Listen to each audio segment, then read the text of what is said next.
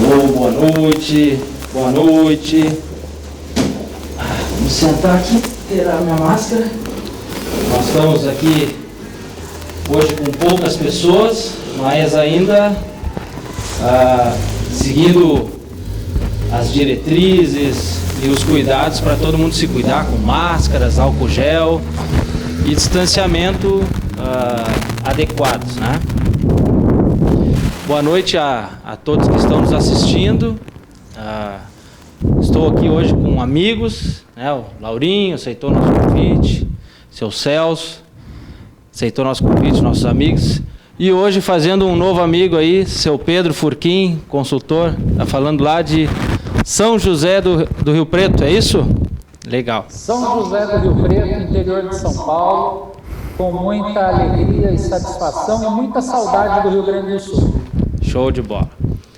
Hoje eu vou fazer só uma pequena introdução. Nosso mediador é o nosso Lúcio César Sequinato, vai fazer a mediação aqui, vai apresentar todo mundo.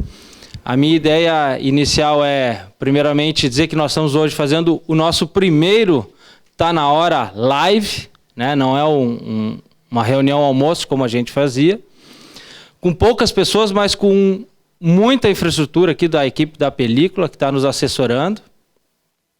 E dizer que esse evento é possível graças aos patrocinadores, né? Souza Cruz, RBS, JTI, Unimed, BRDE, Unisc e Philip Morris.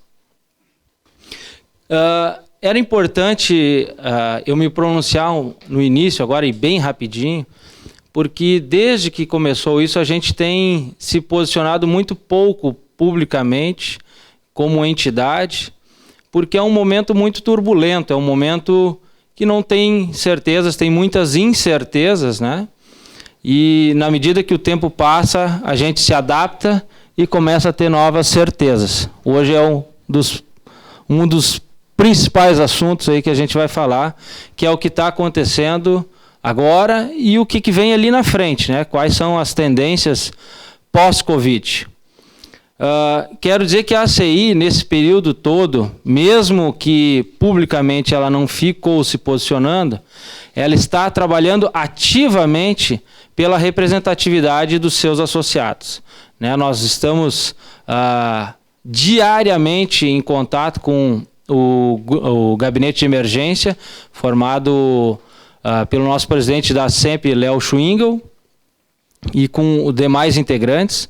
Então nós estamos diariamente acompanhando todo o desenrolar dessas questões. Estamos com cuidado de nos posicionar, porque não são certezas, mas certamente a gente confia nas decisões dos agentes públicos, na ciência, e a gente entende que só vai melhorar daqui para frente. E a ACI, como também é uma entidade, ela também precisa se adaptar às novas rotinas, né? A gente também fez o trabalho de casa e estamos nos adaptando com novos horários de atendimento, a adequação da equipe e assim por diante. E a adequação dos serviços da ACI, que a maioria continua funcionando.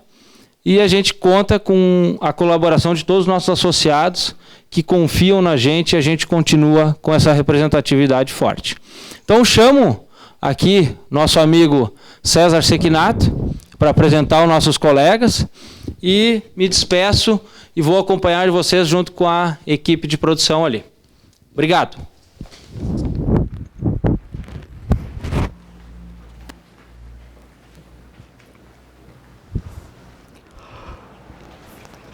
Muito boa noite a todos. É um prazer enorme aqui estar participando no nosso primeiro Tá Na Hora na modalidade live.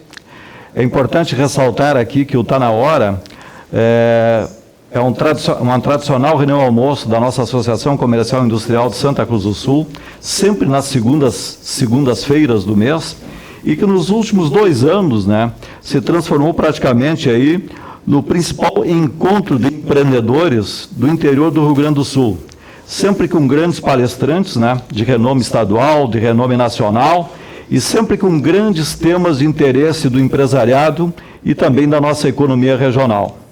Lembro aqui que o nosso último Tá na Hora, na modalidade almoço, lá no Hotel Águas Claras, ele se realizou no dia 9 de março, com a presença e com a palestra do governador Eduardo Leite, e também o governador prestigiando a posse festiva da diretoria da ACI, da Associação Comercial e Industrial, liderada aqui pelo jovem empreendedor Gabriel Raz de Borba.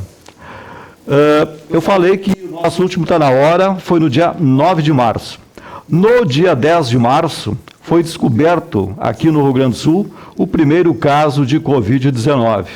E já no dia 11 de março, a Organização Mundial de Saúde classificou oficialmente o Covid-19 como uma pandemia. E a partir dali, parece que a nossa vida mudou. E eu acho que mudou mesmo, né? E aqui o presidente Gabriel já fez menção aqui, mas sempre é interessante ressaltar o apoio, né, dos nossos patrocinadores institucionais. Grupo RBS, JTI, a Unisc, a nossa Universidade Regional, a Unimed, o BRDE, a Souza Cruz e a Philip Morris Brasil. A palestra, a nossa primeira live, a nossa primeira palestra nesse formato de lives, tem por título aí Tendências do Comércio e o Consumo após o Coronavírus. E temos a honra, né, de ter lá, direto de São José do Rio Preto, essa progressista cidade, praticamente uma das capitais do interior de São Paulo, do progressista estado de São Paulo, o consultor renomadíssimo aí, Pedro Forquim. Pedro Forquim, além de consultor empresarial, é palestrante com destacada atuação no varejo. Foi premiado 2 vezes com o Marketing Best, esse grande prêmio Marketing Best da Fundação Getúlio Vargas. Isso não é pouca coisa. Tá? E entre a sua vasta lista de clientes, né, podemos aí citar Magazine Luiza, né, agora usando a marca Magalu, a General Motors, a Honda, a Hyundai, a John Deere, a Volkswagen, a Massey Ferguson, a Randon, aqui do Rio Grande do Sul, a Vipal, aqui também do Rio Grande do Sul, a Caixa Econômica Federal, e também onde eu tive o prazer de conhecer o excepcional trabalho do consultor e palestrante Pedro Forquim, o nosso Banrisul. E entre outros clientes, eu sei também que ele é um renomado consultor aí nas empresas aí de franchise, de franquias, né? E também temos aqui, né, para estabelecer esse diálogo, né, tentarmos aí decifrar o que vem aí após o coronavírus, né, como vai ficar o varejo, como vai ficar o consumidor, qual vai ser o perfil desse consumidor pós-Covid, né? Temos aqui 2 empreendedores, 2 lideranças empresariais aqui da nossa cidade, do Vale do Rio Pardo e do Vale do Taquari. Temos aqui à minha esquerda o empresário Celso Miller, que é presidente do Sindigêneros, do Vale do Taquari e Vale do Rio Pardo, e presidente aqui da rede de supermercados Miller. Então temos aqui um grande empreendedor do ramo aqui de varejo de alimentos. E tem aqui à minha direita também outra liderança empresarial, grande empreendedor de diversos segmentos da economia, Lauro Mainardi Júnior, né, ex-presidente aqui do CDL aqui de Santa Cruz do Sul, empresário do ramo do vestuário, e presidente aí da rede de lojas Casarão Verde, né, com lojas aqui no Vale do Rio Pardo e no Vale do Taquari. E para darmos inícios a esse diálogo, né, essa busca de soluções, decifrar o varejo, decifrar esse novo consumidor que estará aí, sempre há essa questão quando se envolve o Brasil pós-Covid, né? Alguns dizem, né, que este século XX, Laurinho e Celso e Pedro Forquim, que este século vai ser classificado, né, na sua temporalidade, AC e DC, semelhante ao Antigo Testamento, né, antes de Cristo e depois de Cristo. Ou seja, a economia brasileira e mundial vai ser antes do Covid e depois do Covid. Então, Pedro Furquim, é isso mesmo? Nosso varejo, esse consumidor, teremos um consumidor antes do Covid e teremos outro consumidor depois do Covid? Esta é a primeira provocação ao consultor Pedro Furquim. Bom, meus prezados amigos, antes de responder a sua pergunta, César, eu quero agradecer o convite que a ACI me fez. Eu estou me sentindo em Santa Cruz do Sul. Eu já tive a oportunidade de conhecer a cidade, tenho lindas recordações da minha viagem até aí a serviço do Banrisul, e a minha satisfação de estar com vocês hoje, participar desse nosso bate-papo, juntamente com o Lauro Mainardi Júnior, com o Celso Miller, de uma grande emoção e satisfação. Eu tenho um carinho muito grande pelo Rio Grande do Sul, tenho muitos clientes no estado, fiz muitas amizades, né? E pretendo, de alguma forma, hoje, contribuir com as pessoas que estão participando desse Tá Na Hora da ACI. Bom, meus caros, nós estamos vivendo uma grande revolução de costumes, né? Recentemente, tive acesso a um livro que eu recomendo para todos. É um livro muito interessante, de um escritor israelense chamado Yuval Noah Harari. Ele é autor de um livro chamado Sapiens, Uma Breve História da Humanidade. É um best-seller internacional, foi publicado em mais de 35 países. E, recentemente, ele lançou um livro que é esse ao qual eu me refiro agora, que é o Homo Deus. Homo Deus. Qual é o foco central desse livro? O Harari, ele diz o seguinte, que nos últimos 70 mil anos, nós, os Homo sapiens, nós tivemos as nossas vidas influenciadas por alguns imperativos, especialmente a peste, a fome e a guerra. Esses 3 eventos transformavam por completo a história da humanidade. Do século XVIII para cá, teve início uma revolução científica, ainda não tecnológica, somente científica. E, a partir daí, a agenda da humanidade mudou. Os imperativos começaram a se transformar, a ter uma nova fisionomia, né? E o homem, do século XVIII para cá, ele começou a buscar por 3 coisas. A primeira é a imortalidade. O homem pretende viver cada vez mais e trabalha para isso. Nós sabemos, né, e dizem os cientistas, que o ser humano que vai viver 150 anos já nasceu, já está entre nós. Porque o que morreu mais velho já morreu com 122. Então, nós estamos muito próximos, de fato, da imortalidade. A segunda busca do ser humano, segundo esse autor, muito interessante, é que a gente procura por uma felicidade constante e ininterrupta. Nós temos, assim, uma espécie de busca por uma felicidade que não passa por declínios. O homem procura viver no alto ponto da curva, 100% do tempo, estar sempre feliz, sempre entusiasmado, e ele não tem muita paciência e ele não aceita a ideia da tristeza ou da infelicidade. E o terceiro ponto, ao que o autor se refere, é a chamada deidade. Deidade é o conjunto de forças que se materializam na divindade. E daí o título do livro, o Homo Deus. O que esse autor diz? Que o homem ele está tentando, do século XVIII para cá, substituir Deus. Ele começa a assumir cada vez mais atributos que eram reputados para uma transcendência. Então, vamos imaginar o seguinte: depois da Revolução Tecnológica, com todas as conquistas, da revolução científica. Nós estamos nos sentindo todos poderosos demais no comando das nossas maquininhas tecnológicas.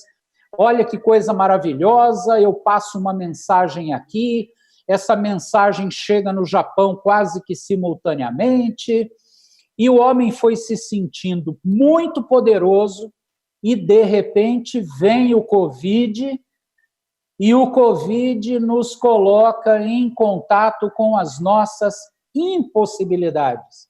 O Covid nos coloca em contato com a morte. O Covid nos coloca dentro de casa. O Covid faz com que a gente saia do olhar para as telas e tenha que, de novo, olhar para os olhos das pessoas, dos filhos, da esposa. Não dá para ficar o tempo todo na tela do celular ou do computador. Então, a gente voltou a conviver, a gente voltou a conversar. E isso está causando, na visão de muitos estudiosos, o resgate de um negócio que vai impactar toda a atividade comercial planetária, que é o resgate do humanismo. Nós estávamos separados uns dos outros. Nós éramos um bando de solitários. Nós estávamos afastados das pessoas. Aliás, diga-se de passagem, as empresas, elas estavam entrando num processo de desumanização, de fazer pena. Eu vou dar exemplo para vocês. As empresas começaram a construir sites sem telefones fixos, apenas contato através de chats, para conversar com desconhecidos. Elas escondiam nos sites os seus endereços físicos, a não ser as empresas do varejo, que têm que dizer onde estão as suas lojas para que os clientes consumam, mas muitas empresas gigantes se esconderam por trás das telas dos computadores e passaram a se comportar como seres tecnológicos. Então veio toda essa geração do chamado BI, do chamado Business Intelligence, uma supervalorização dos algoritmos, uma supervalorização da tecnologia e uma baixíssima valorização de um negócio chamado humanidade. Agora, o que acontece na visão de todos aqueles que estudam o varejo com profundidade é que nós estamos sentindo uma saudade danada de voltar a ser gente. Nós estávamos nos afastando. Alguns dos nossos hábitos começaram a ser transformados. Por exemplo, nós gostávamos de um happy hour, nós gostávamos de encontrar os amigos, né? Como é prazeroso um tá na hora em forma de almoço, vocês todos se confraternizando, o empresariado se encontrando para conversar. E agora nós estamos aqui distantes ou equidistantes a 1,5 metro, a 2 metros um do outro. Nós estamos mais bonitos porque estamos usando máscaras, né? E nós estamos começando a sentir saudade da vida. E o que isso vai trazer para os negócios? Agora sim, César, respondendo conclusivamente a sua pergunta. Nós deixaremos de ser consumidores tão condescendentes com a frieza. Nós não aceitaremos mais, nós teremos uma dificuldade de aceitar relacionamentos desumanizados. Será necessário ao varejo resgatar um negócio magnífico chamado empatia. Então, imagine o seguinte, quando eu for a uma loja do Lauro, vou lá com a minha esposa, e a minha esposa, nós, com o nosso orçamento restrito, precisa haver uma empatia da vendedora do Lauro, que vende confecções, para saber que, antigamente, eu tinha o hábito de comprar 4 ou 5 peças, e que agora eu preciso de alguém que estabeleça uma relação empática e muito simpática comigo e com a minha esposa, ali naquela situação de compra, de consumo, e que essa pessoa saiba falar em combinações, em utilizações de peças, numa linguagem bem das vendedoras do Lauro, em fazer os looks apropriados para uma única peça e como combinar aquela peça com outras, para que desperte em mim a sensação que a loja do Lauro tem solidariedade em relação ao momento que eu estou vivendo. E assim eu vou me sentir cativado e próximo da loja do Lauro e voltarei lá outras vezes e falarei muito bem da loja do Lauro.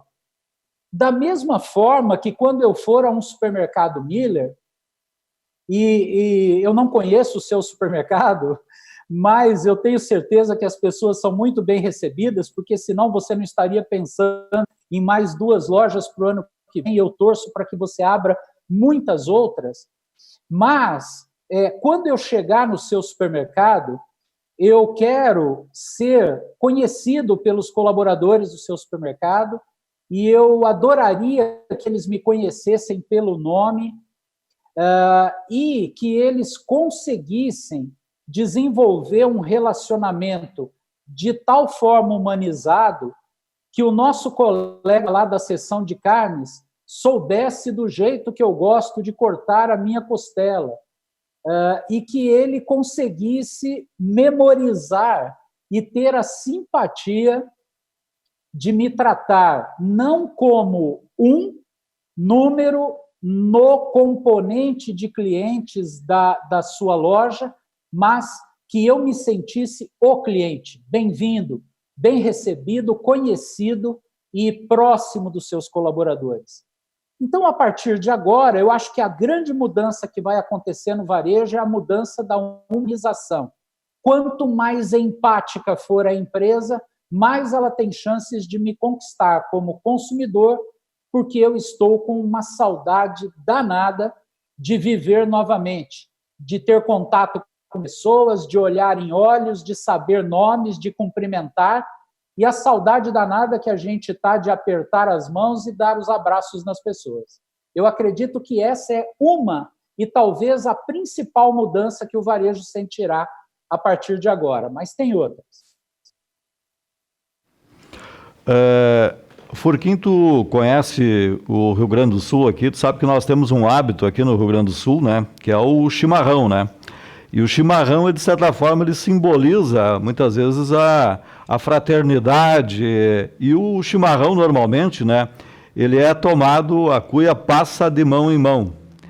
E eu estava, não sei se o Celso aí, que vende erva mate, né, para o chimarrão, que vende cuia para o chimarrão, esse dia eu estava ouvindo aí, assistindo uma entrevista do dono de uma ervateira, né, e estavam vendo como estava a emissora de televisão, estava perguntando se o consumo de erva mate, o chimarrão estava aumentando, né, ou estava diminuindo a partir agora aí do dia 11 de março para cá.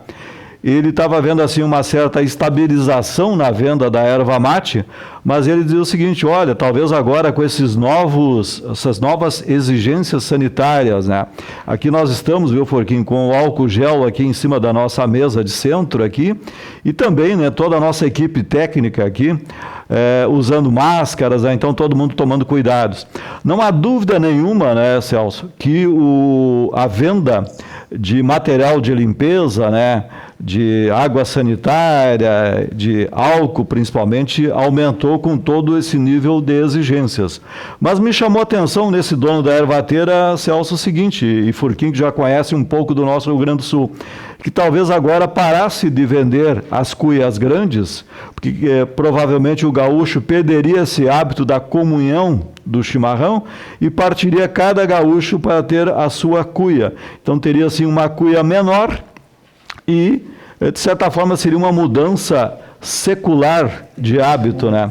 Isso está acontecendo, Celso? É uma tendência momentânea, né? A gente sente assim que hoje o cliente ele quer a coisa do momento, né? Ele muda completamente os hábitos. A erva mate realmente ela não está em crescimento, ela está não em queda, mas também não cresce. Mas a gente nota assim que não se vê tantas pessoas tomando chimarrão. O pessoal vinha ao supermercado tomando chimarrão, né? Isso aí meio estabilizou, não parou. Mas é que hoje a tendência hoje do consumo de muitas coisas é crescer e de outras é diminuir. Você vê hoje o que está em alta hoje no supermercado, uma das coisas que está em alta é o leite longa-vida. Ele cresce aí algo em torno de 28%. Está em alta, produto de limpeza, que você citou há pouco, né? Ele está crescendo à base de 31%. Nós temos o açúcar, cresceu muito o açúcar, quase 40%. Então, e os cuidados para o corpo também. Foi um dos itens que mais cresceu, né? Que é o álcool gel, essas coisas, enfim, que você tem que ter cuidado.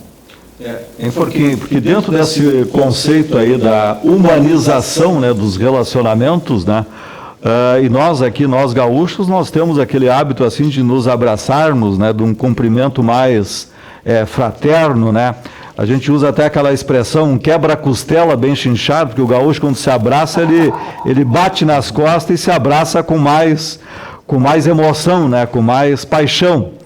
E talvez, né, nós já estamos aí praticamente passados já 2 meses desses confinamentos, dessas restrições, e talvez o temor de alguns seja assim de que essas medidas passem a ser novos hábitos, né?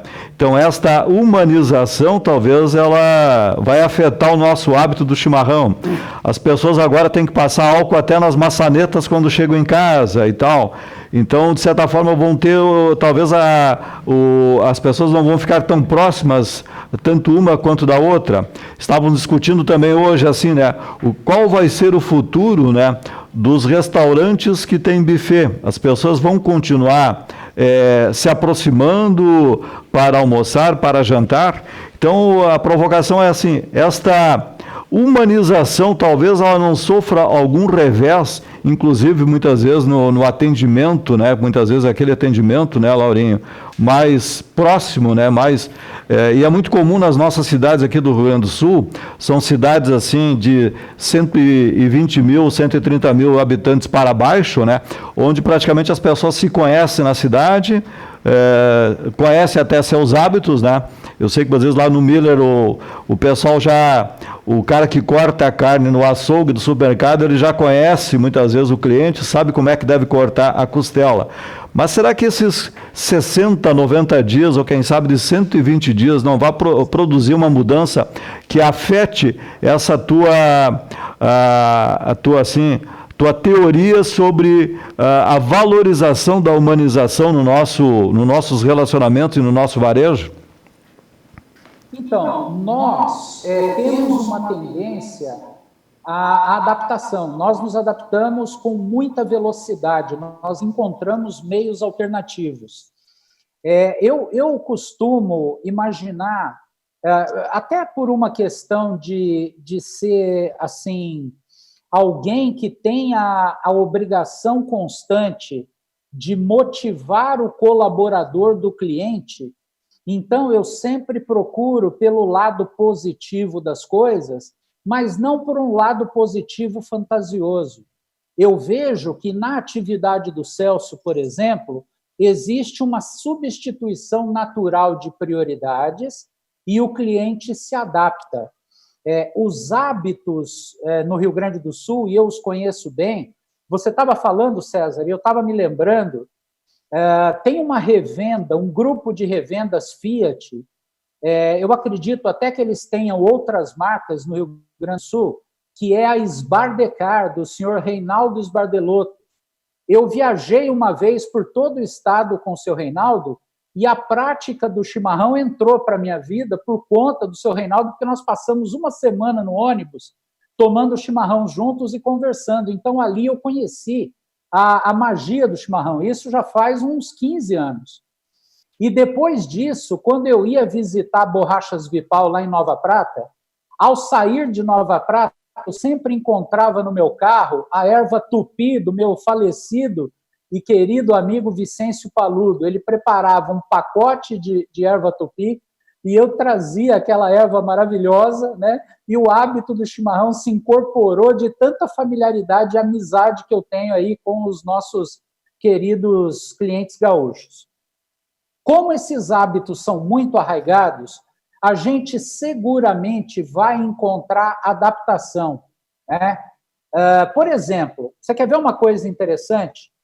Recentemente, eu assisti uma palestra de um consultor em tecnologia, meu amigo, que foi participar em Nova York daquela famosa feira que acontece no início de todos os anos, que é a NRF, e que tem tecnologias fabulosas desenvolvidas para o setor do lauro, para o segmento do lauro. Então, o que acontece? As mulheres, elas chegam na loja, elas entram na cabine de prova primeiro, é feito um holograma do corpo da mulher, é um negócio espetacular. E aí elas têm no espelho um painel, e nesse painel elas escolhem as roupas que gostam. E essas roupas, ao invés delas provarem, elas aparecem naquele holograma. Elas vestem aquele holograma que reproduz exatamente o corpo da cliente. E aí ela vai fazendo escolhas. E essas escolhas digitais vão sendo informadas para um estoquista. E aí o estoquista já traz as peças que a pessoa quer provar. E a partir dali já tem a geração da nota fiscal. A própria geração da nota fiscal e o encaminhamento das roupas escolhidas, depois de provadas para o caixa, é feito por essa metodologia. Então, isso tira um pouco da concentração humana na loja e tira um pouco daquele convívio intenso que existe entre os vendedores e as clientes, mas não tira o poder da experiência. E eu vi também um aparelho muito interessante, um scanner, que caminha pelo Carrefour americano, numa loja, por exemplo, como do Celso, e ele vai fazendo a reposição de mercadorias automaticamente. Então, esse scanner passeia pela loja e ele vai registrando em vídeo as lacunas das prateleiras. E ele vai imediatamente solicitando que aqueles produtos sejam repostos, diminuindo a concentração de funcionários em contato com clientes nas lojas. Aí a gente fala assim, mas quanto tempo essas novidades vão demorar para chegar? No meu entendimento, muito pouco. Nós temos visto que tendências lançadas em diversos países da Europa e dos Estados Unidos, elas chegam muito rapidamente. Por exemplo, o Amazon Go, o supermercado da Amazon que não tem funcionários, né? Só tem um funcionário ali para esclarecimento. O cliente vai lá, pega o que quer, desde que ele tenha o seu cartão de crédito registrado, as compras, assim que ele tira um produto da prateleira, esse produto já é lançado na própria nota que é emitida ali no seu celular. Então, a humanidade, ela se adapta. Agora, dificilmente, César, a não ser que, de fato, as pandemias futuras sejam muito mais importantes do que nós imaginamos, a gente vai chegar a um momento em que o abraço seja banido da face da terra.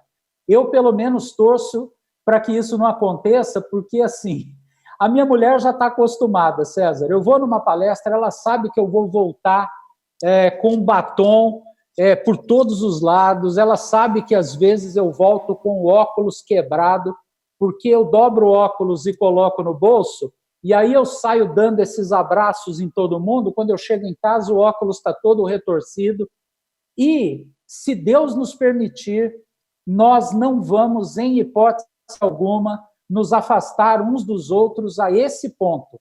Vai haver impacto nos negócios? Com certeza, mas Deus permita que a gente continue tendo hábitos tão saudáveis como esses, do abraço caloroso, da convivência, porque é a essência da vida humana nesse planeta. Lauren, a empatia esse atendimento próximo, que como a gente está acostumado aqui no Rio Grande do Sul, principalmente no interior, né? E esse advento das novas tecnologias, né? Essa proximidade com o cliente, tu acha assim, consegue mesclar hoje o digital com o humanista que o Furquim iniciou o nosso encontro de hoje? Quero iniciar cumprimentando o Furquim. Boa noite a ele, boa noite aos telespectadores, ao Celso Miller, Sequinato, nosso presidente Gabriel, toda a equipe. Dizer que vou pegar um gancho no que o Furquim falou e concordar com ele. Vou ter que pedir desculpa para o meu professor de filosofia jurídica, que eu não vou lembrar de quem é a citação, mas que o ser humano é um vir a ser. É um dos grandes pensadores, filósofos, né? Meu tio deve estar assistindo a live, deve saber de quem se trata. Mas o ser humano se adapta muito facilmente.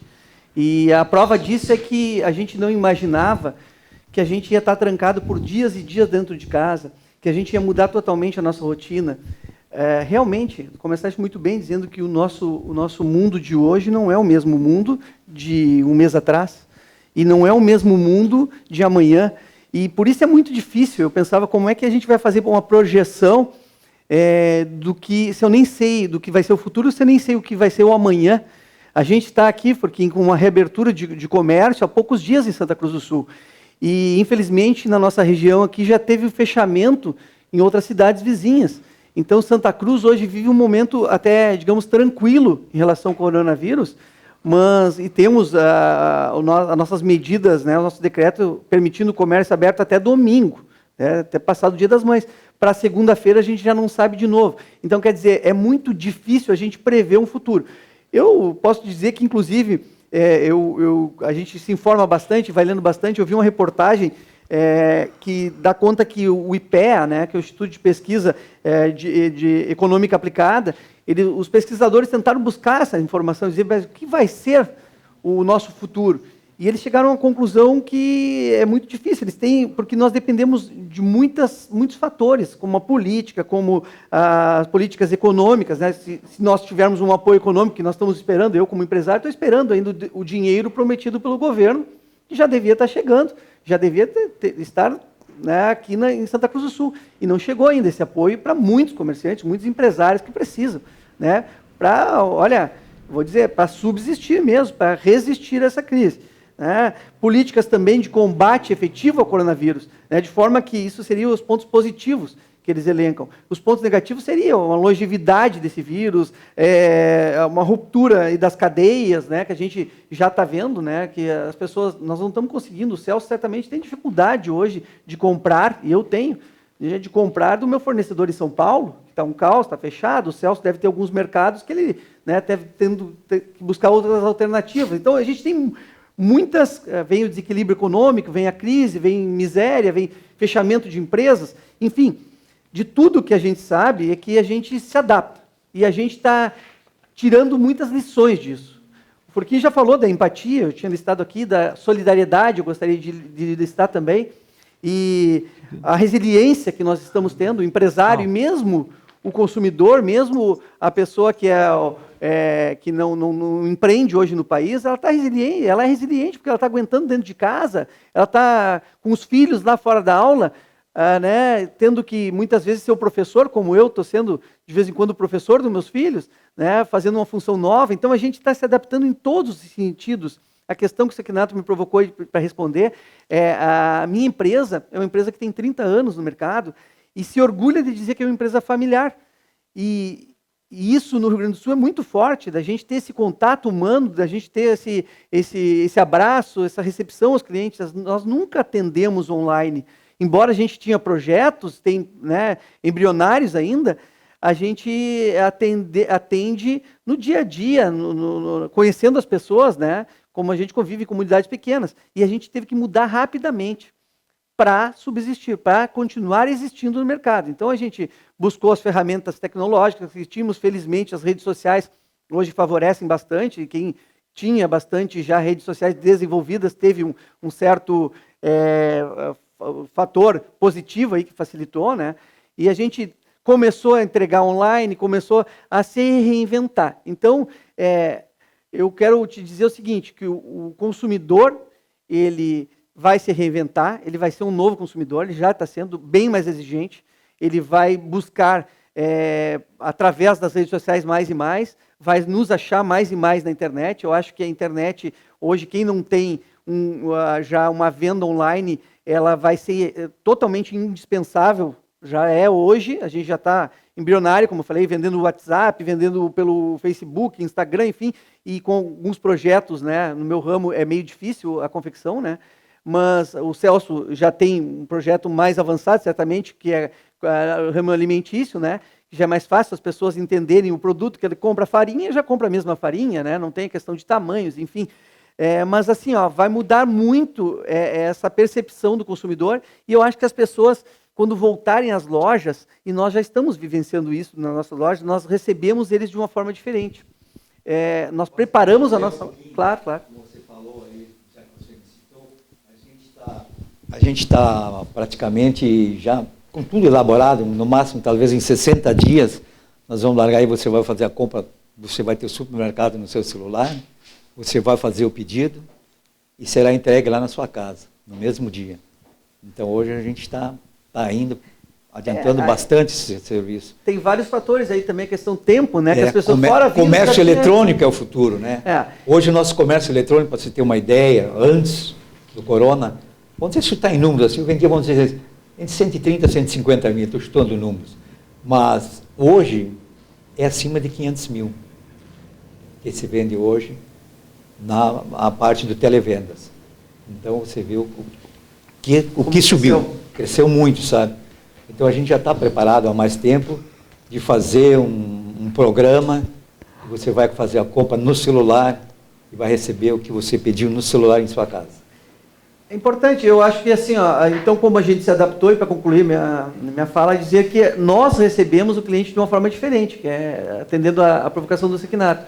A nossa loja, quando a gente já estava programando, fechada e trabalhando internamente, nós preparamos ela nos detalhes, para que quando receber o cliente ele se sentisse agraciado, abraçado sem ter o abraço. Que ele entrasse e visse um quadrinho, aqui nós temos segurança, aqui você pode se sentir em casa, aqui, e cada uma das nossas lojas nós fomos fazendo esse detalhe, esse mimo. Assim como nós fizemos o detalhe, o mimo na tela entrega, de levar um álcool gel, de fazer aquele trabalho do cliente entender que nós estávamos tendo cuidado com a cartilha, de mandar, olha, essa roupa foi passada a um ferro com quase 80 graus, tal, na teoria, né, também...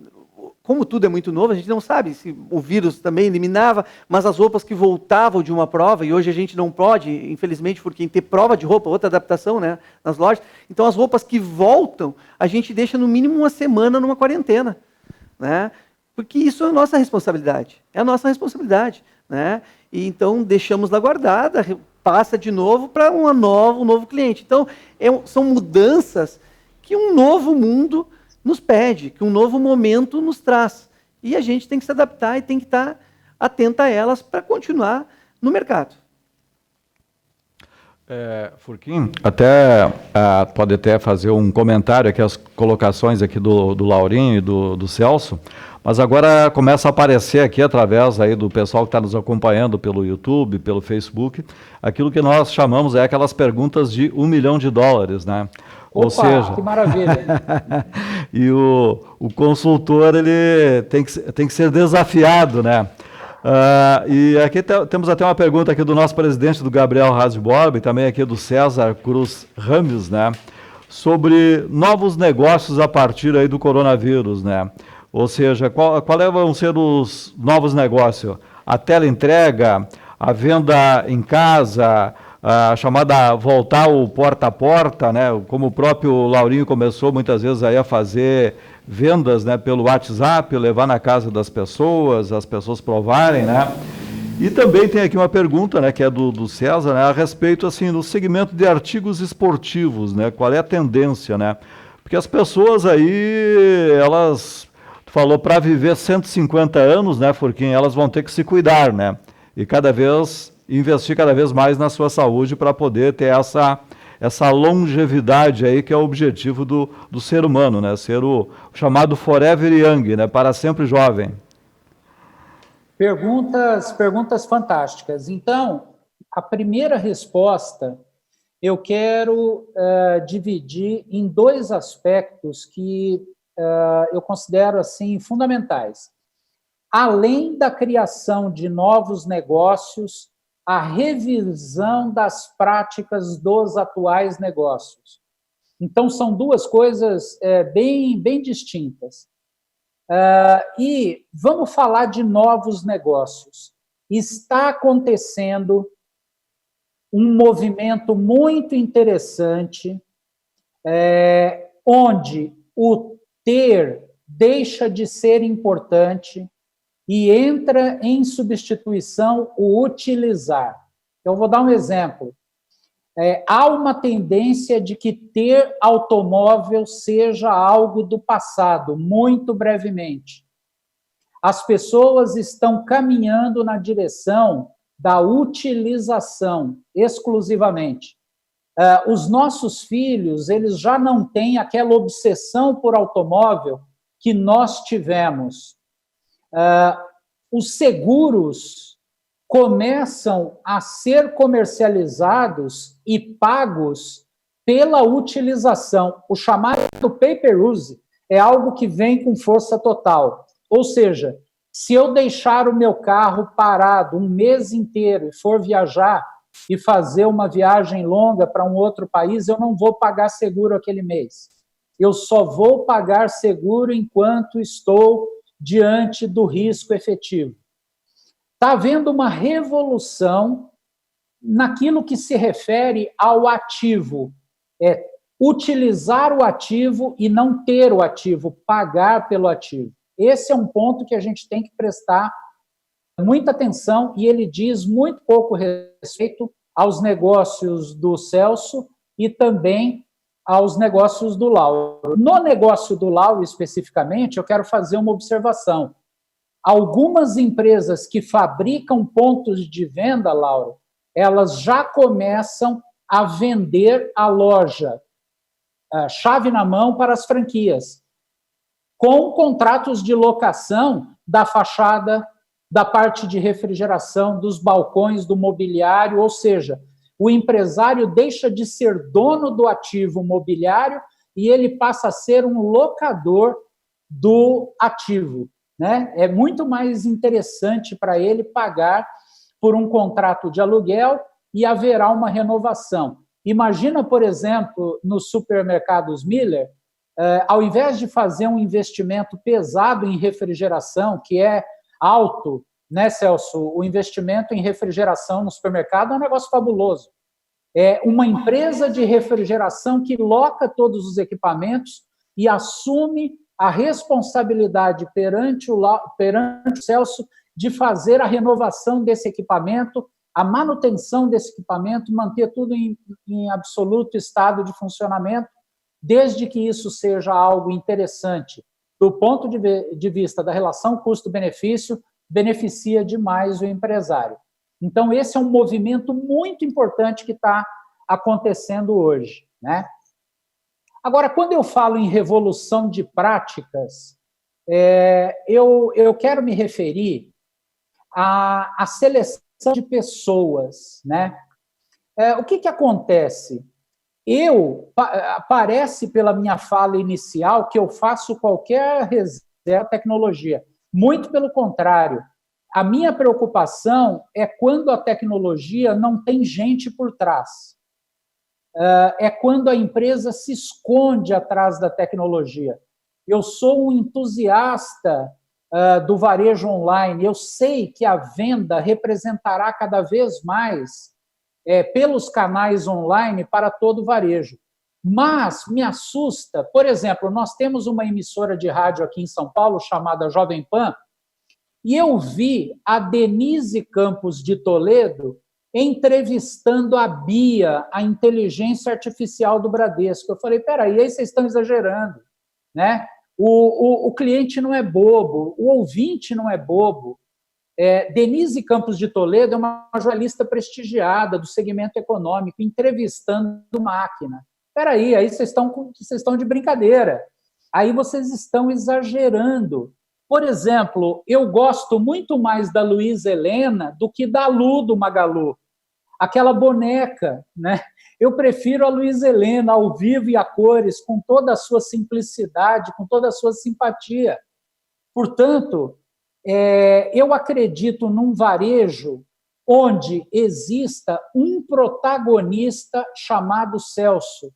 Eu acredito num varejo onde exista um protagonista chamado Lauro, que há 30 anos tem o seu negócio, talvez seja um negócio familiar, que já venha de segunda geração, que já seja da segunda geração, mas que esse varejo tenha identidade, tenha cara, e que as pessoas que trabalham nessa empresa sejam preparadas para a empatia. Lauro, me fala o nome de uma vendedora sua exemplar. Jossane. Desculpa, você pode repetir? Jossane. Jossane. Então, imagine o seguinte, tá? Digamos que alguém chega na loja do Lauro e diz o seguinte: Lauro, a Jossane está aí? Ah, ela está de férias. Ah, ok. Quando que ela volta? Não, entra para cá, olha, nós todos estamos aqui para te atender. Não, Lauro, quando que ela volta? Ah, ela volta agora no dia 1º de junho. Eu venho quando ela voltar. Lauro, quando a Jossane voltar, você coloca tapete vermelho para ela, você manda hastear a bandeira do Brasil e prepara um cheque de R$1.000 de presente, porque se existe uma cliente que está a tal ponto fidelizada à sua vendedora, que se recusa a comprar de outra vendedora, essa vendedora merece um tratamento muito especial.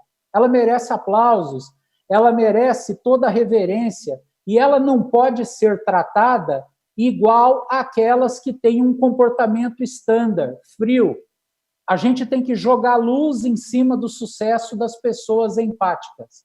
A gente tem que reconhecer objetivamente, aplaudir e fazer com que as pessoas empáticas levantem as antipáticas. Antipática talvez tenha sido um exagero da minha parte, mas eu defendo, o varejo passará por um processo de empatização. Aliás, se vocês forem no Google e colocarem lá, Business Empathy, vocês vão encontrar consultorias especializadas na Inglaterra e nos Estados Unidos sobre um negócio chamado empatia, que, no meu entendimento, definirá o jogo no varejo a partir de agora. Pedro Furquim, temos aqui também outras perguntas. Tem aqui do nosso diretor executivo, Cassiano, aqui sobre o aluguel de roupas, também o aluguel César, de carros e motoristas. Oi. Posso te pedir desculpas? Eu esqueci de falar da longevidade. Ah, sim. Que, se não me engano, foi uma pergunta do Gabriel. Olha, presidente, nós estamos num momento de tal forma interessante que, pela primeira vez na vida, minha consultoria foi contratada para desenvolver uma franquia, formatar uma franquia de clínica para idosos. Uma clínica que tem uma configuração completamente diferente das clínicas convencionais, que tem práticas elogiáveis, e nós estamos iniciando o processo de formatação dessa franquia. Os negócios que foram criados para a longevidade, que já foram criados para a longevidade, eles vêm com força total. E o esporte, porque teve uma pergunta sobre o segmento esportivo, o esporte ganhará uma importância fenomenal a partir de agora. Nós todos estamos nos sentindo enferrujados. Nós vamos passar por um processo de motivação espontânea para o esporte, mesmo porque precisaremos de cuidados muito especiais para chegar aos nossos 150 anos. É uma resposta breve, mas é um segmento pelo qual eu me entusiasmo completamente. Tanto o segmento esportivo como o segmento da longevidade. Desculpa, César. Não, eu tenho ótimas perguntas aqui. Eu acho que a do Cassiano aqui, que era sobre a questão, muitas vezes, do mais importante do ter, né, é tu poder usar, né, ou seja, há essa tendência no mercado hoje de não ser mais dono de automóvel, né, E a própria chamada uberização dos serviços, né, vai nesse sentido, né? Mas tem uma também aqui, Furquim, da Karen Petri, e ela pede aqui uma dica para as óticas, né? Eu sei que é um segmento que tu conhece muito bem. Eu só não sei se tu pode dar alguma dica para ela que não conflite com algum contrato com algum grande cliente seu. Não. Eu dou essa dica com muita alegria, porque um dos casos recentes da nossa empresa, e eu fico muito feliz em relatar, e tem muito sucesso no Rio Grande do Sul, César. Nós, há 5 anos, fomos contratados por uma rede chamada Mercadão dos Óculos, né? Essa rede, quando ela nos contratou, ela tinha 5 óticas, 5 lojas, e na convenção que nós realizamos agora, na convenção nacional, aliás, perto de vocês, aí no Costão do Santinho, nós tivemos o prazer de comemorar a loja 402. Nós tivemos a satisfação, em 5 anos, de chegar a 402 lojas, depois de apenas 5 anos. Então, nós mergulhamos no segmento óptico nos últimos 5 anos, né? E eu quero dar uma dica para essa pessoa desse segmento tão maravilhoso que é o segmento óptico. Pois não, César, você está falando comigo ou não? Do nosso presidente aqui, que está festejando aqui o grande número aqui de assistentes aí desde as 19 horas, né? Então, ele está nos monitorando aqui. Sinal que as tuas dicas... Olha, então deixa eu te contar. Se você me perguntar o seguinte, olha, vocês são malucos? Vocês entraram no segmento em que havia uma Diniz e uma Carol, ambas com mais de 1.000 lojas, e começaram a vender franquias de ótica.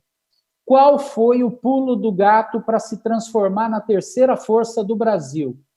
E me desculpa se eu for repetitivo, o segredo do sucesso no Mercadão dos Óculos é varejo aquecido, feliz, sorridente, quente, vermelho. As óticas eram azuis e brancas demais, elas eram frias. A gente identificou numa pesquisa que os vendedores de ótica, eles se comportavam meio assim como oftalmologistas, com uma presunção do saber, com um distanciamento do cliente. Não havia, por exemplo, oferta, havia só reatividade. Eu chegava com a receita para fazer o meu óculos, eu não recebia uma oferta de um tratamento para minha lente, para transformar minha lente numa lente mais eficiente. Não havia o interesse em conhecer a minha atividade, saber se eu trabalhava muito com computador, se eu ficava muitas horas diante da luz azul, né, que é emitida pelas telas, tanto do celular como do computador. Não havia oferta de um óculos solar complementar. Então, não havia calor, não havia varejo, não havia conquista, sorriso, simpatia, café, água, pão de queijo, generosidade. Como citou o Lauro, é uma palavra que eu adoro, é um sentimento de solidariedade em relação ao cliente. Receber bem, perceber que aquela senhora está com um guarda-chuva pingando e colocar o guarda-chuva para secar no fundo da loja, fazer coisas agradáveis. E aí, o grande investimento da rede Mercadão dos Óculos foi treinamento e orientação muito cuidadosa sobre a contratação de pessoas. Entre um técnico muito bom, que não sabe se relacionar com pessoas, e uma pessoa muito boa, que não seja uma técnica tão eficiente, fique com essa pessoa muito boa e desenvolva um técnico. Mas não contrate uma pessoa que é uma técnica muito boa, mas não tem esse calor, essa facilidade de construir bons relacionamentos. Esse foi o grande segredo do Mercadão dos Óculos. Eu tenho aqui uma outra pergunta aqui, porque acho que vai na mesma direção, talvez, porque Ele pergunta aqui o José Luiz Martins, né, que é um amigo, empreendedor conhecido nosso aqui também, né, alternativas para o setor odontológico, talvez vá nessa mesma linha, né, porque hoje essa questão da estética, né, os cuidados estéticos, né, isso virou um valor muito importante, né, tanto para homens quanto para mulheres, né. E o que tu imagina aí para o setor estético, especificamente no segmento dos tratamentos odontológicos? Olha que interessante, né? Você me dá uma oportunidade muito simpática. Existe uma empresa em Maringá, no Paraná, chamada Dental Press. E eu tenho um contato muito próximo com essa empresa.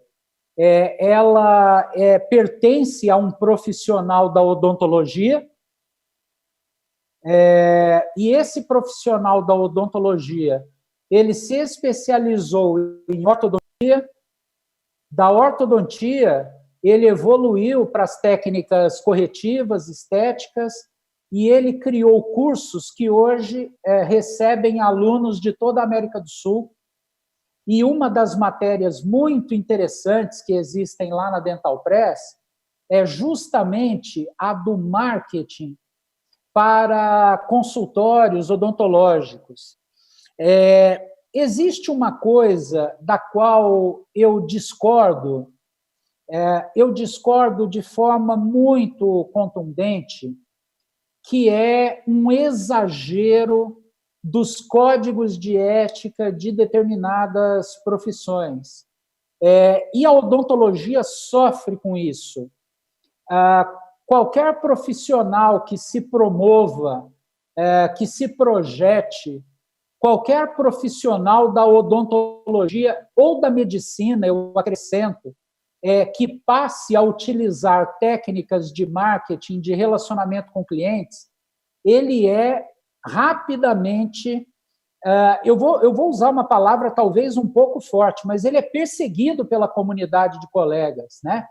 E quando nós vamos para os Estados Unidos, por exemplo, a gente vê como os advogados, por exemplo, anunciam nos canais de TV, eles têm total liberdade para promover a sua prestação de serviços, né?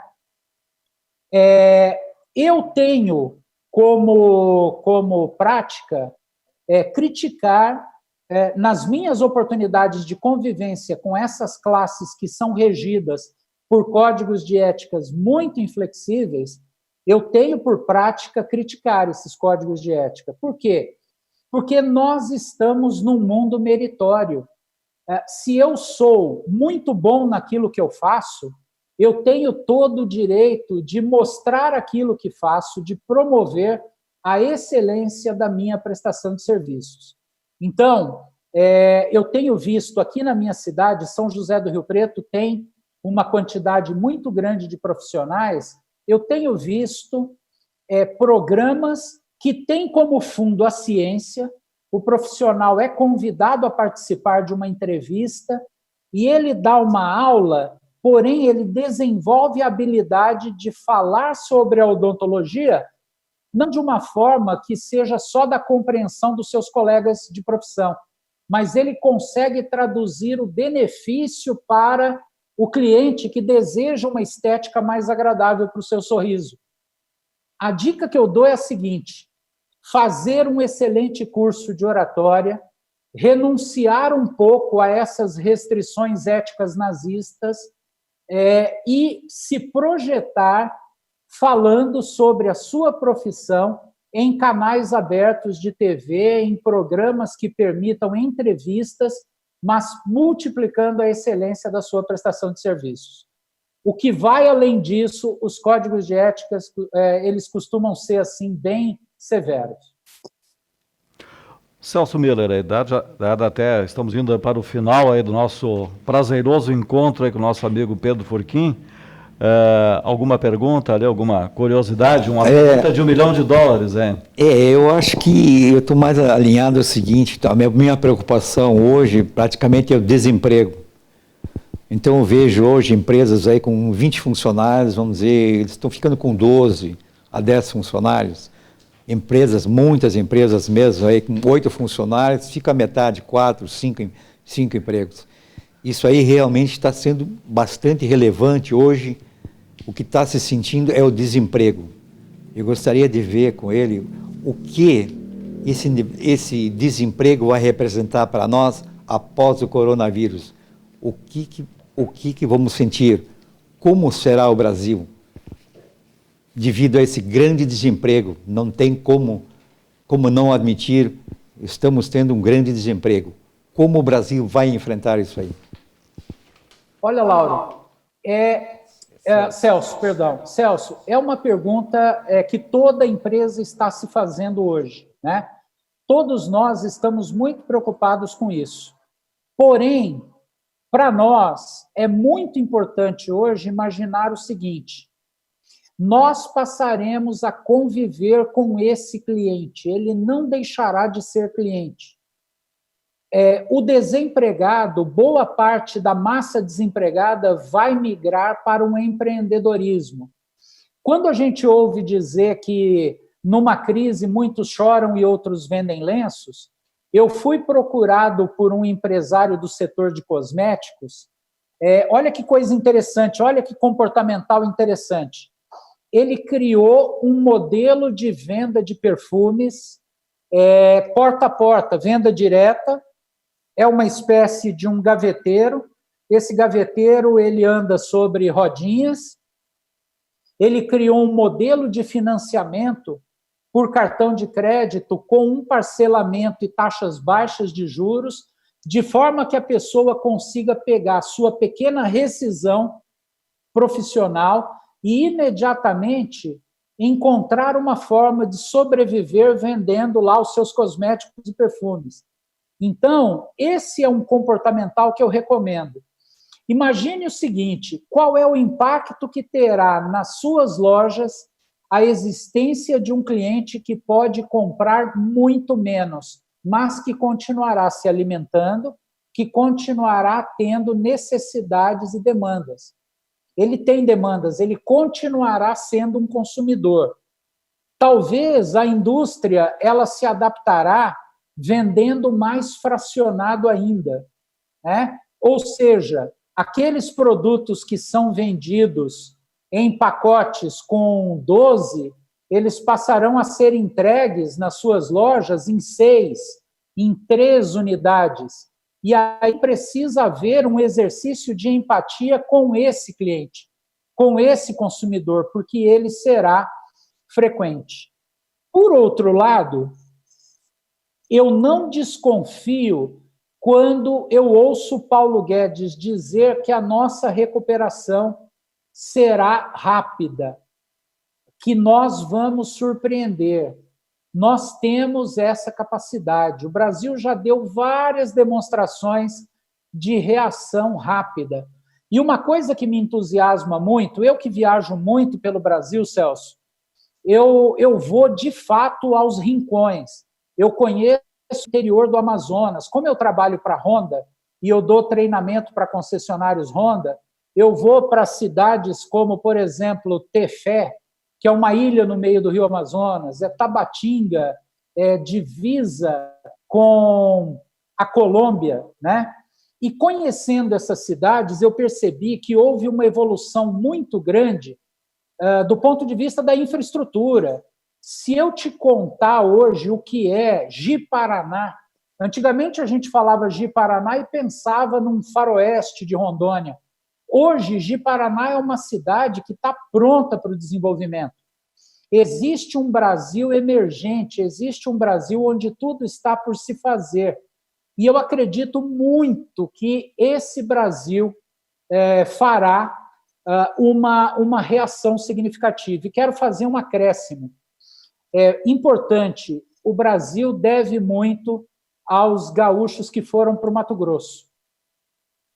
Quando eu ouço falar que o Banrisul planeja expandir agências para onde foram os gaúchos, aqueles gaúchos que foram comprar terras baratas e que hoje são terras extremamente produtivas em Lucas do Rio Verde, aqueles gaúchos que foram para Sinop e que agora estão chegando lá em Imperatriz, no Maranhão, eles abriram um novo Brasil.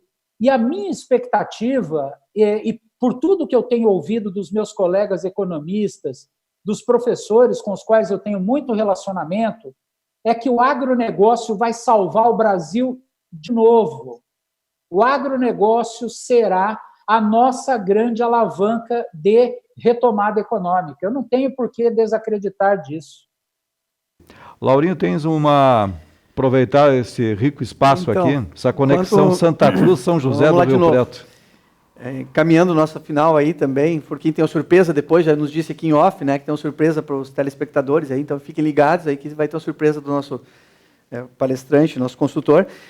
Eu queria só, antes de fazer a pergunta, corroborar aí a ideia do consultor do Forquim, de que realmente é o que o nosso cliente hoje busca e o que a gente está tentando dar é uma experiência, Forquim, uma experiência diferenciada. O consumidor, mesmo, eu acredito, e vou fazer uma referência ao Celso, ele vai saber do que eu estou falando. O Celso Miller tem um diferencial no atendimento das lojas dele, né, e todo mundo sabe aqui na comunidade. Porque outras redes de supermercado que estão aqui, que são estrangeiras, inclusive, né, pessoal de fora que vem para cá, e os maiores do mundo, né, que estão aqui também, eles não têm o atendimento, por exemplo, de um caixa que o Celso Miller tem, ou de um empacotador que o Celso Miller tem, ou ainda desse empacotador, desse menino que está lá, muitas vezes no primeiro emprego, e eu sei que ele emprega muito no primeiro emprego, né, que leva até o apartamento de um idoso e põe dentro de casa o rancho, ou uma sacolinha que seja. Então, isso é muito diferenciado. E nesse momento, e não quero dizer que ele não tem um bom preço, e ele tem um bom preço, excelente preço, mas assim, no momento que essa pessoa tem um atendimento dessa forma, ela esquece, inclusive, do valor da mercadoria, porque ela tem um valor muito maior, muito mais caro a ela, que é o valor daquele atendimento, daquele diferencial que o Celso dá. Sem contar que ele está lá por dentro das lojas, circulando, e todo mundo o conhece. Tá? Então, tem toda essa questão aí que nós, empresários, digamos assim, que ainda trabalhamos com um modelo familiar, levamos para dentro do nosso estabelecimento, né? Que a gente consegue dar esse diferencial. Muitas vezes a gente não tem isso numa rede, né? Eu sei que tem os teus treinamentos que vocês devem tentar passar esse diferencial aí, né? Como tu já falou, mas talvez fique um pouco distante, e eu sei que isso é uma mudança que o empresário tem que estar disposto a assumir, né? Sim. Eu posso te dar uma contribuição, Lauro? Claro, por favor. Lauro, você me fez lembrar de uma coisa que é assim, de uma importância extrema. Toda empresa tem 30% de clientes que são fãs, evangelizadores, consumidores vorazes, vendedores espontâneos. Eu tenho certeza que a tua loja tem vendedoras que trabalham para você sem pedir nada em troca, que são clientes felizes e apaixonadas. Da mesma forma que os supermercados Miller também têm. Vocês concordam comigo? Nós temos clientes que são evangelizadores, eles saem por aí falando bem da gente, vendendo para nós sem ganhar absolutamente nada. Ocorre que esses clientes, eles precisam ter o poder da quebra de regras. Para eles, eu faço coisas que vão encantá-los e vão blindá-los comigo. Eu vou dar um exemplo para vocês.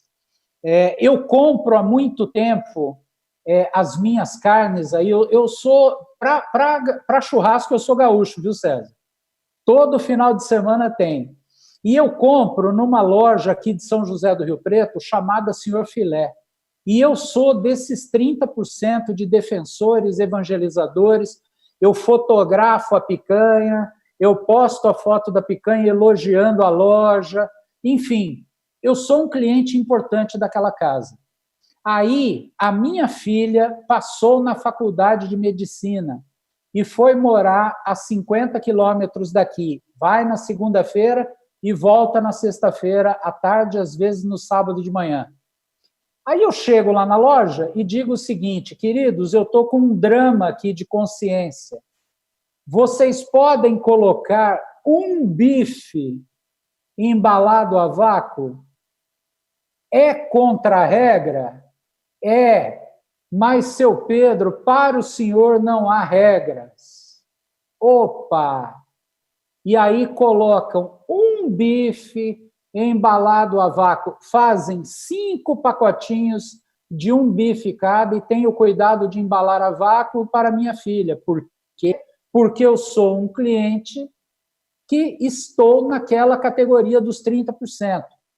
A pergunta que eu faço é, se todos nós tivéssemos a consciência de reconhecer esses clientes, que são os nossos parceiros, na perpetuidade dos nossos negócios, e deixássemos claro para os nossos funcionários que eles não devem falar não para aqueles clientes, que eles devem tratar aqueles clientes de uma forma radicalmente diferente, os nossos negócios cresceriam naturalmente. Você concorda comigo, Lauro? Dentro dessa ótica que você defendeu?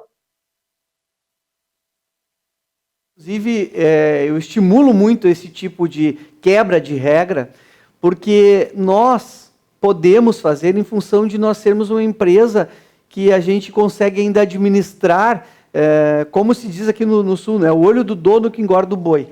Eu entendo isso, sei que muitas vezes isso não é correto, digamos assim, de quebrar regras, mas eu concordo com o que o Pedro comentou aqui. Nós precisamos entender que o cliente também precisa ser tratado não como um número, não como um dígito a mais. Eu poderia chamar o meu cliente lá de número 22.325, mas eu prefiro chamar de Pedro, de Celso. Se eu tiver essa informação, e isso é uma busca, inclusive a tecnologia pode muito mais nos apoiar, porque a gente, infelizmente, tem limitações de memória, enfim, né?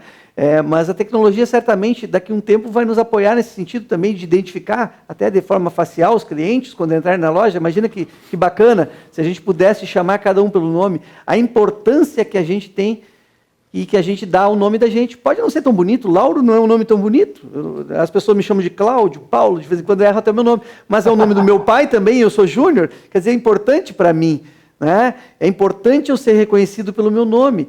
E isso chega a brilhar na pessoa quando alguém te chama pelo nome na rua. Mas, né, que diferenciado que é isso. Então eu concordo que o nosso cliente ele busca experiências, ele busca se sentir confortável, se sentir bem atendido. Eu acho que mais do que atender, e eu descobri depois de muito tempo que eu não vendo confecção na minha loja, não vendo roupa. Eu não vendo roupa. Eu atendo a necessidade das pessoas, eu busco identificar necessidade e atender necessidade. Quando eu cumprir isso, quando eu atender essa necessidade mais, quando eu buscar uma necessidade oculta, que às vezes até o cliente não percebia aquilo, e eu descobri, olha, essa necessidade aqui atendeu mais ou esse produto atendeu uma outra necessidade que ele nem imaginava, né? E ele sai agradecido com aquilo lá, porque eu ofereci aquilo para ele. Nossa, nesse momento eu cumpri meu papel. Só nesse momento que eu atendi a necessidade dele. E não quando eu vendi para ele. Porque vender, tem gente que empurra a mercadoria, tem gente que... né, e o cliente que sai da loja sabendo, olha, por que eu comprei isso? Eu não fui buscar isso na loja. Ele não entendeu o que eu queria. E, na verdade, me colocou um outro produto para usufruir lucro, né, para buscar, enfim...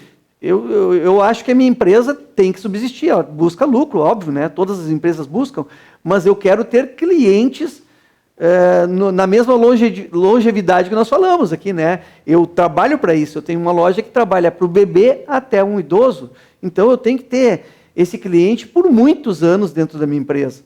E no momento que ele se sentir enganado, ele não vai voltar. Ele certamente não vai fazer parte desses 30% que vão defender a minha empresa com unhas e dentes. Exatamente, exatamente. Imagine o seguinte, imagine que eu sou cliente do Celso, há 20 anos eu compro no supermercado Miller, eu já representei um faturamento muito expressivo para o supermercado, porque a família toda compra lá, né? E um dia, inadvertidamente, eu esqueço a minha carteira em casa.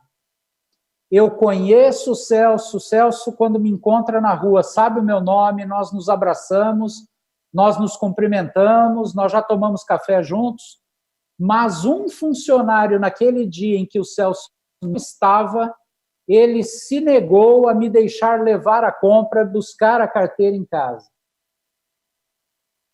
Eu sou dos 30% de evangelizadores e sou amigo do Celso, mas um funcionário, inadvertidamente, ele não sabia desse relacionamento e não estava preparado para resolver essa situação. Estou criando uma situação hipotética, tá, Celso? Estou criando uma situação completamente hipotética. Eu vou te dar um exemplo típico de uma funcionária minha exemplar, assim. Eu recebi um elogio de um cliente. Ele chegou, comprou uma dúzia de cervejas e esqueceu de levar o casco. Ele chegou no caixa e estava falando com a guria, ele, mas eu esqueci de trazer os cascos e tal, vocês vão me cobrar. Aí a fiscal do supermercado disse assim, não, o senhor pode trazer amanhã, o senhor não precisa pagar o casco, o senhor traz amanhã o casco, o senhor está todos os dias aí. Então, realmente, vai tu ver, é uma conquista, né? Só para dando uma pincelada rápida. Acho que o Laurinho tem mais aí uma... Eu quero rapidamente fazer uma pergunta, aproveitando aí, explorar bastante, né, dessa experiência aí, né, que muito nos é cara. Eu vou dizer o seguinte, nós estamos passando por mudanças, pegando bem o nosso tema, né, muito radicais, assim, que nós levaríamos talvez décadas para implementarmos. E que o mundo todo levaria décadas para implementar. E nós, para colocarmos em prática, também muito tempo. E isso a gente teve que, no susto, implementar muita mudança, muita alternativa e experimentar coisas novas. Tá? Eu vou fazer uso aqui, vou pedir licença para fazer uso de um texto que eu li do site do jornal El País, tá? Que é do jornalista, vou dar o crédito aqui, Clayton Mello, que fala de tendências e de mudanças do coronavírus. Eles falam aqui, ele fala 10 tendências, tá? Eu vou citar rapidamente, ó. Revisão das crenças e valores, tá? Tá dentro de um pouco implícito do que a gente falou. O menos é mais, né? Que a gente já aprendeu a viver em casa com menos, né? Olha, a gente realmente se superou muito e está se superando. O menos é mais. A reconfiguração de espaços do comércio, tá? Os novos negócios que vão surgir, tá? Experiências culturais imersivas, o caso de shows que a gente está vendo aí, né, os cantores estão ganhando provavelmente muito mais numa live, né, do que ganhariam num show. Né? Eles ficaram alguns dias sem fazer shows, claro que, né, não é a mesma experiência, mas é uma experiência diferente que eles certamente não vão abandonar. Isso depois vai na minha pergunta. E faz o show de pijama ainda. E faz show de pijama, Ivete Sangalo que o diga, né? E todo mundo dança em casa, que é legal, né? E posta foto, e reposta, enfim. O trabalho remoto, né? E aí eu vou dizendo que muitas experiências vão ficando, inclusive empresas pequenas como a minha, que nunca havia experimentado, hoje eu tenho pessoas, colaboradores trabalhando remotamente. É o caso do pessoal de cobrança, por exemplo, que não precisa ter dentro da loja, tem um sistema em casa, continua fazendo a cobrança, continua fazendo todo esse trabalho. O morar perto do trabalho, que é para evitar os transportes, já era uma tendência, tá? A busca por novos conhecimentos, né? Muitas pessoas que ficaram em casa também aproveitaram para fazer cursos, né? Para se aperfeiçoar mais ainda, e educação à distância, né? Então, e lá vai a minha pergunta para ti, assim, ó, esse mesmo jornalista diz o seguinte, que o coronavírus é um acelerador de futuros, tá? Ele intitula, então, a gente pode olhar de vários ângulos. É um problema? Com certeza, é um grande problema, talvez o maior desafio até hoje na humanidade. Dizem que depois da Segunda Guerra Mundial, né, eu acho que vai superar a Segunda Guerra Mundial assim, nas dificuldades, porque parou e realmente a gente desligou o botãozinho do on-off, né, ali, a economia mundial como um todo. Nenhum outro fator fez a economia mundial parar, todo mundo parar. E esse vírus fez. Então, assim, ó, o coronavírus como um acelerador de futuros. Lá vai o texto, ó. Vários futuristas internacionais dizem que o coronavírus funciona como um acelerador de futuros. A pandemia antecipa mudanças que já estavam em curso, como o trabalho remoto, educação à distância, a busca de sustentabilidade e a cobrança por parte da sociedade para que empresas sejam mais responsáveis do ponto de vista social. Outras mudanças, que eram embrionárias, talvez não fossem tão perceptíveis ainda. Mas agora ganha um novo sentido diante da revisão de valores provocada por essa crise sanitária sem precedentes. Como exemplo, então, já falamos do fortalecimento de valores, da solidariedade, da empatia, dentre outros. Então, eu quero te perguntar, como é que a gente pode ver o coronavírus também como um acelerador de futuros? Nós fomos surpreendidos em hábitos pitorescos. Eu vou dar um exemplo. O brasileiro, ele é conhecido por não poupar.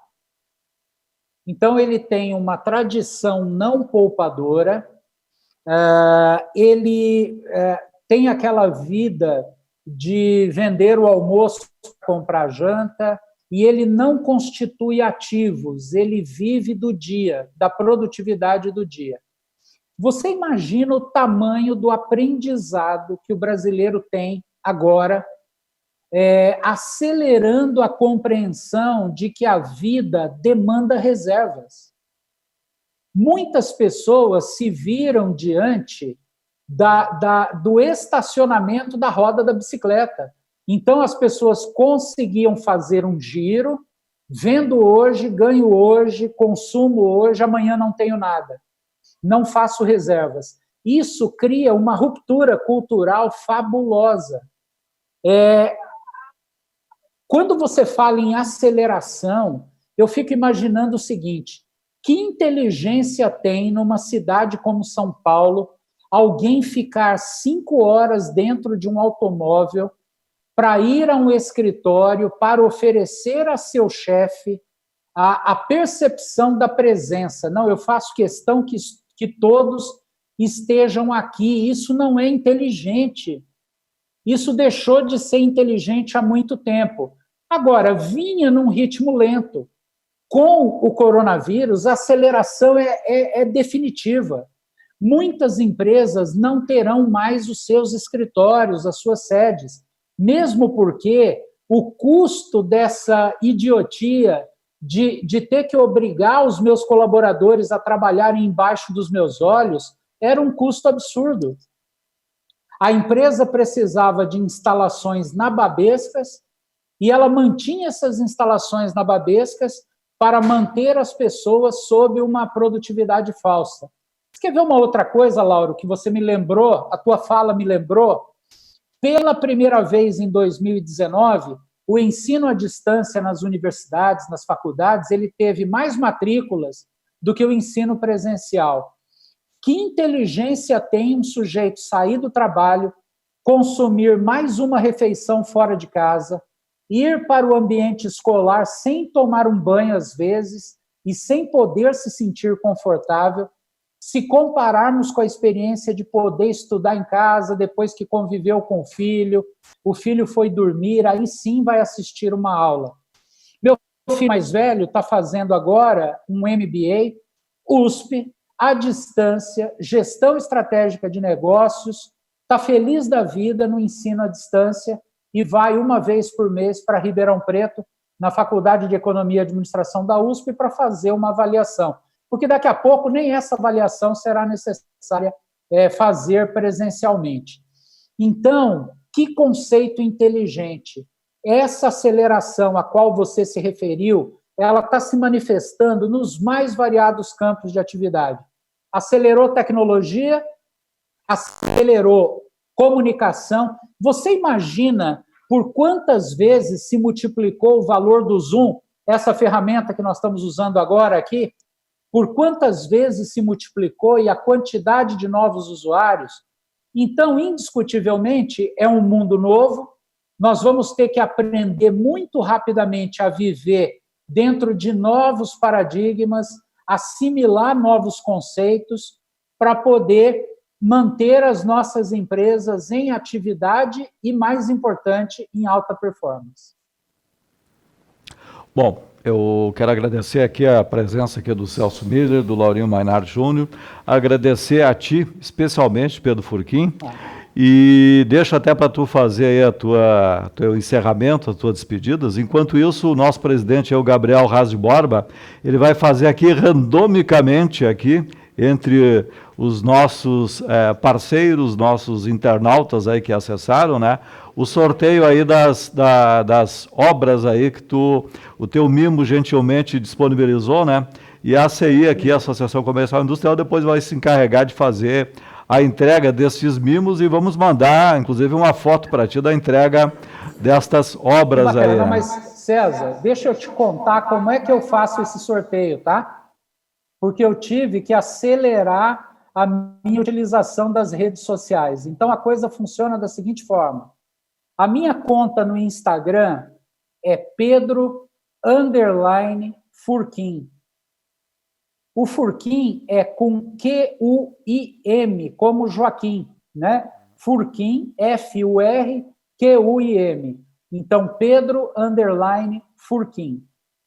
Todos aqueles que entrarem no Instagram e passarem a me seguir no Instagram, eles participarão automaticamente do sorteio dos 3 livros que será realizado no dia 11, na próxima segunda-feira.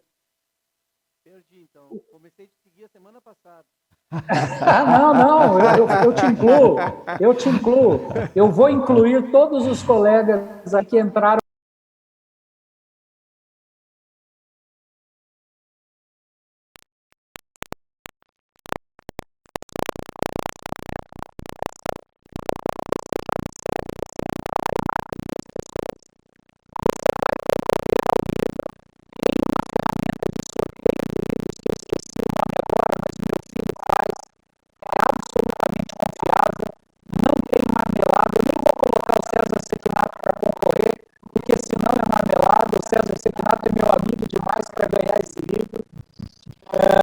E, pessoal, eu quero fazer um agradecimento muito especial.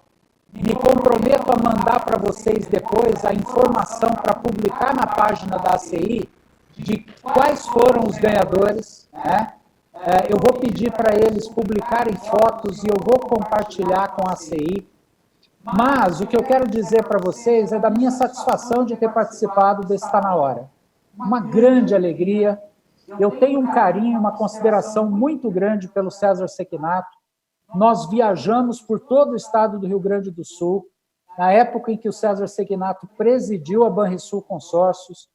Fizemos um trabalho que levou a administradora para uma performance fabulosa. Eu não tenho constrangimento de dizer isso, porque eu me orgulho muito dos trabalhos que a gente desenvolve e eu jamais recusaria um convite para participar de um evento tão carinhoso, tão simpático, e eu só tenho muita gratidão por você, César, pela participação dos nossos colegas, do Celso e do Lauro, pelo presidente Gabriel, que me abriu esse espaço, e digo que estou sempre às ordens. A única coisa que eu quero é participar de um Tá Na Hora presencial, ao sabor de uma costela, ao sabor de uma belíssima costela gaúcha, e aí vocês vão me fazer felizes de fato.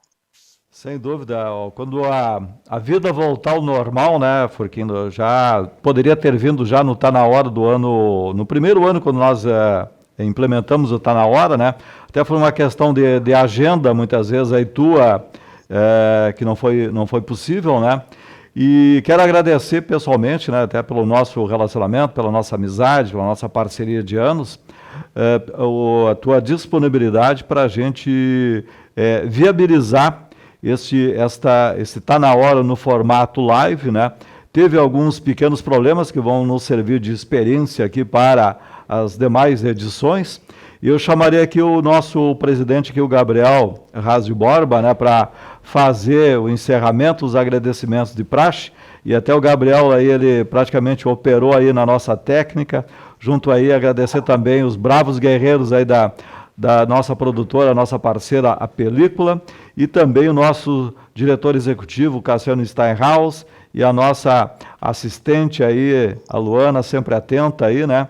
E que atenderam aí todos os nossos parceiros, nossos internautas, nossos associados. Furquim, muito obrigado, vamos ficar em contato e teremos aí com certeza a costela do Celso Miller aqui, é muito famosa aqui na cidade, né? Ele é muito famoso pela qualidade das carnes e também pelos demais alimentos, demais produtos que ele vende, né? Mas ele já fica amarrado aqui, né?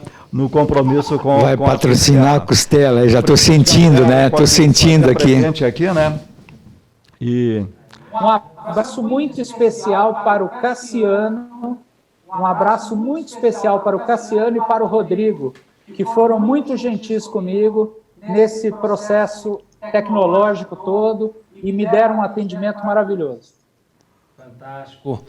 Acredito que foi uma memorável noite aqui, com muito aprendizado, né? Temos 4 palestrantes hoje, porque eu não chamo nem de debatedores, né? Aprendemos com cada um deles, são todos referências na nossa região, e o Furquim, que eu conheci pessoalmente hoje pelo Zoom aí, nos brindou com muito conhecimento.